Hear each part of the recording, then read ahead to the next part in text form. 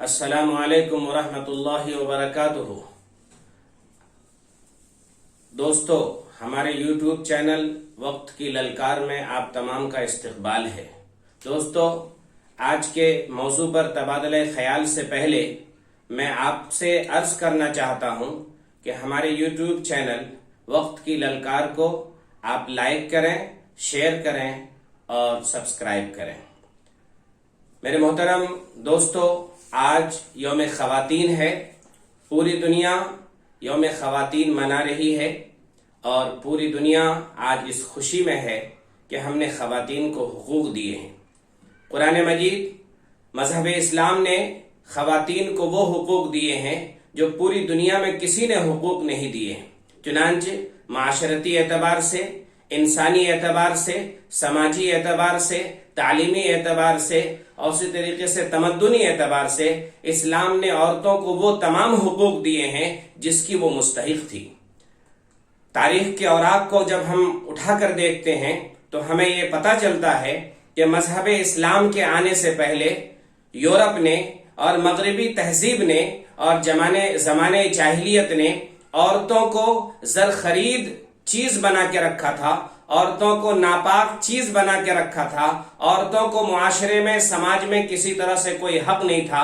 لیکن ہمارے اور آپ کے آقا جناب محمد رسول اللہ صلی اللہ علیہ وسلم جب مذہب اسلام کو لے کر آئے اور مذہب اسلام کے اندر اسلام کے آنے سے پہلے بچیوں کو زندہ درگور زمین میں دفن کر دیا جاتا تھا، اور اسی طریقے سے عورتوں کو ہمارے ہندوستان میں بھی عورتوں کو شوہر کے مرنے کے بعد شوہر کے ستی کے ساتھ ستی کر دیا جاتا تھا، اس کو بھی جلا دیا جاتا تھا۔ لیکن مذہب اسلام نے عورتوں کو وہ حق دیا ہے، کہیں ماں قرار دیا ہے اور کہا ہے کہ الجنت تحت اقدام الامہات، کہیں کہا ہے کہ جس نے بیٹیوں کی صحیح تربیت کی اللہ تبارک و تعالی جنت میں اس کو ہمارے ساتھ رکھے گا۔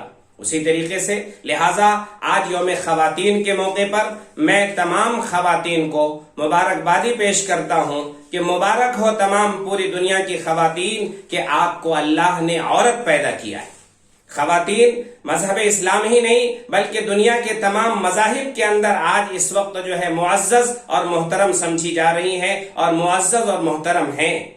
لیکن سماجی اعتبار سے اور خاص طور سے معاشی اعتبار سے مغرب نے جو سرسبز و شاداب باغ دکھایا تھا خواتین کو، اور وہاں سے جا کر کے وہ محفل تو بنایا اور آفیسز اور کارخانے اور کمپنیوں کا مالک تو بنایا، لیکن وہیں اس کی عزتوں کے ساتھ کھلواڑ کیا ہے۔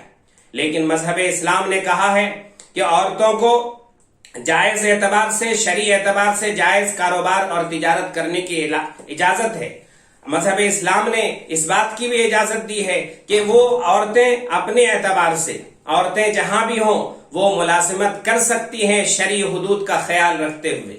اسی طریقے سے عورت کو اللہ تبارک و تعالی نے، مذہب اسلام نے عورت کو کبھی بھی کسی طریقے سے بے یار و مددگار نہیں چھوڑا ہے۔ کہا ہے کہ عورت کا نان و نفقی کی ذمہ داری، اگر وہ بچی ہے تو والدین کی ذمہ داری ہے کہ اپنے بچیوں کی تربیت کریں، اس لڑکی کی تربیت کرے، اس لڑکی کے نان و نفقے کا انتظام کرے۔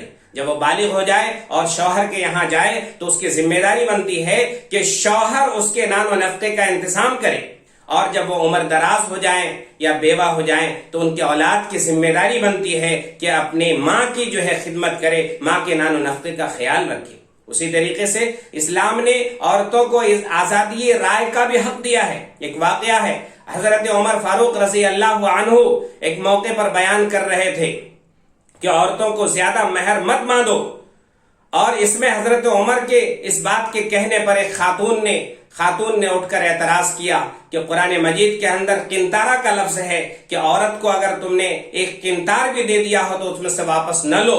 تو حضرت عمر جب کو اس بات کا احساس ہوا تو حضرت عمر نے کہا کہ میرا مسئلہ جو ہے جائز ناجائز کا نہیں تھا، افضلیت غیر افضلیت کا تھا، لہٰذا جو ہے آپ کو آزادی رائے کا، اظہار کا حق ہے، فریڈم اور اسپیچ کا حق ہے۔ لہٰذا حضرت عمر کے زمانے میں اور اللہ کے نبی صلی اللہ علیہ وسلم کے زمانے میں آپ علیہ السلام نے عورتوں کو بہت سارے حقوق دیے۔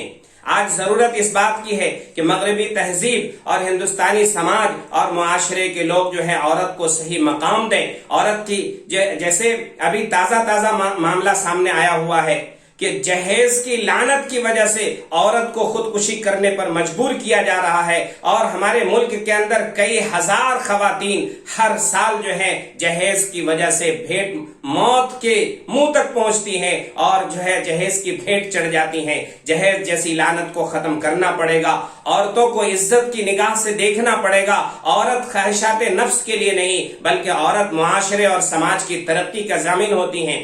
عورت اگر ہو، عورت صحیح طور پر اگر عورت کو اس کا حق دیا جائے، جب عورت تربیت کرتی ہیں تو جو ہے بچے مولانا ابوالکلام آزاد اور اے پی جے عبدالکلام جیسے لوگ بن کر نکلتے ہیں. عورت اگر اچھی ہو، عورت جو ہے اس کو حق دیا جائے اور اپنے گھر کو جو ہے خوشگوار اور معاشر خوشگوار بنا سکتی ہے. لہذا عورتوں کو آج کے یوم خواتین کے موقع پر اوپر میں پوری دنیا کے لوگوں سے گزارش کرنا چاہوں گا کہ عورت کا اس کا حق دیجئے، عورت کو احترام کی نگاہ سے دیکھیے، عورت کو عزت کی نگاہ سے دیکھیے، عورت کو جو ہے شمع محفل بنانے کے بجائے گھر کی ملکہ بنائیے. اسلام نے اس کو حق دیا ہے. میں تمام سے گزارش کروں گا اور پوری جو ہے میں تمام خواتین کو یہ بات کہتے ہوئے فخر محسوس ہونا چاہیے کہ عورت ہوں اور اس پر مجھے فخر ہے اے نسیم. عورت ہوں اور مجھے اس پر فخر ہے اے نسیم. ہر فن میں، ہر ہنر میں مکمل ہوں میں. وآخر الدعوانا الحمدللہ رب العالمین.